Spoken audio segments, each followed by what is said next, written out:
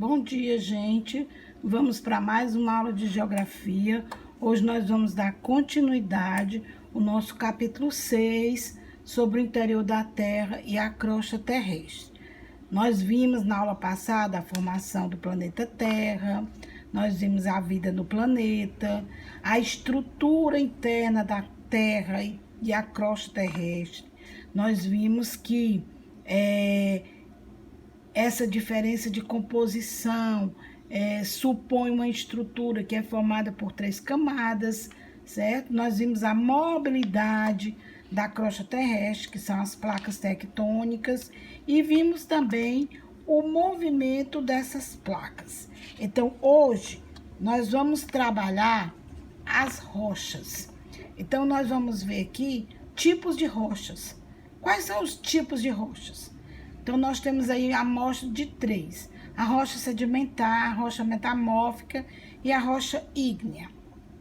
Então, nós vimos que as rochas, elas são componentes da crosta terrestre. Por quê? Porque elas constituem predominantemente a crosta terrestre. Então, a areia, o granito, o mármore e a argila, elas são algumas das rochas que nós vamos encontrar na crosta terrestre. De acordo com a sua origem, com a sua formação, essas rochas elas podem ser agrupadas em magmáticas. Então, esse tipo de rocha, elas são resultante do resfriamento e a consolidação do magma, que provém lá do interior da Terra e é o principal componente do manto. Por exemplo, o granito é um tipo de rocha magmática. Eles foram os primeiros tipos de rochas que se formaram com a consolidação da parte externa do planeta, há bilhões de anos. E a solidificação do magma, ela pode se realizar tanto na superfície terrestre como no interior da crosta. As rochas sedimentares. Bom, as rochas sedimentares, elas se formam pela acumulação, ou seja, pela deposição de sedimentos. Esses sedimentos provenientes de fragmentações de outras rochas, pela ação da água, do vento, do gelo e de resto de organismos, de animais e vegetais. O processo de formação das rochas sedimentares é extremamente lento. Então, o calcário é um exemplo de rocha sedimentar, né? É um tipo de rocha que se forma pela acumulação de conchas, de carapaças de animais, lá no fundo dos pântanos, dos lagos e oceanos, né? Também nós temos outros exemplos que são tipos de rochas sedimentares, o salgema, o carvão mineral. Então, por exemplo, uma rocha magmática, ela fica exposta na superfície da Terra. Ela vai sofrendo com a ação do tempo e vai sendo decomposta. Então, esses sedimentos, por sua vez, eles depositam-se aos poucos no fundo dos lagos, no fundo dos oceanos. E nesse local, eles vão sendo comprimidos em camadas, que depois de muito tempo formam as rochas sedimentares, como, por exemplo, o arenito. Aí vem as rochas metamórficas. Esse tipo de rocha, eles são resultados da transformação de rochas sedimentares ou magmáticas. Elas são submetidas a grandes pressões, peso e elevadas temperaturas.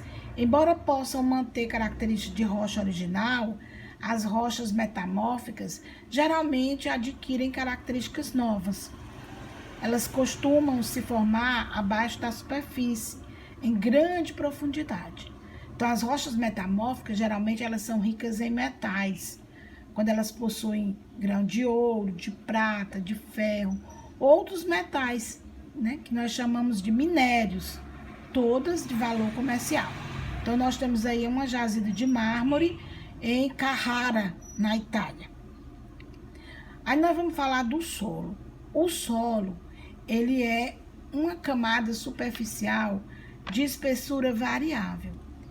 É o produto da desintegração das rochas provocadas pelo intemperismo, que é o intemperismo? A ação da água, do calor, do frio e dos seres vivos. Nós temos aí um exemplo de solo de terra roxa em Sertãozinho, em São Paulo. Aí os solos brasileiros, né? Como é que está a situação deles? No Brasil, nós vamos encontrar 2 tipos de grande fertilidade, que é a terra roxa e o massapê, certo? Então, a terra roxa, ela é resultante da decomposição do basalto, né? Das rochas magmáticas vulcânicas. E esse tipo de solo é encontrado em maiores extensões nos estados do Paraná, de São Paulo, e neles são cultivados desde o século XIX o café, que vem sendo gradativamente substituído pela cana-de-açúcar, no Paraná e em São Paulo, e pela soja e pelo trigo no Paraná. Aí nós temos o outro, que é o massapê. É proveniente da decomposição de rochas como granito, calcário. Nós vamos encontrar esse tipo de solo, né? Esse tipo de solo numa extensa faixa que cobre o Nordeste brasileiro. Então, logo depois da chegada dos portugueses aqui no Brasil, o massapê passou a ser bastante utilizado pelo cultivo da cana-de-açúcar. Então, a erosão. A erosão é o desgaste de rochas, é o desgaste de solos, que são causados por agentes naturais ou então pela ação do homem. E ao transportar essa sedimentação desse material, a gente dá o nome de erosão. Então, conforme a intensidade e o papel dos agentes de erosão, nós podemos classificá-los em 2. A erosão natural, que é provocada pelo processo natural, como as chuvas, o derretimento das neves, que levam à superfície, que alteram a superfície da terra, e a erosão acelerada, que é decorrente do agravamento dos processos naturais de erosão, em razão do mau uso do solo, como é o caso de técnicas que empobrecem e que destroem, né? Ou a retirada de vegetação que serve de proteção natural. Então, a erosão no Brasil, ela atinge grandes proporções em alguns estados, afetando não só a agricultura, mas afetando até povoados e até cidades inteiras. Por exemplo, nas cidades, quando isso ocorre, é porque elas são construídas, né? Elas não são construídas em galerias pluviais, e aí a vegetação é destruída.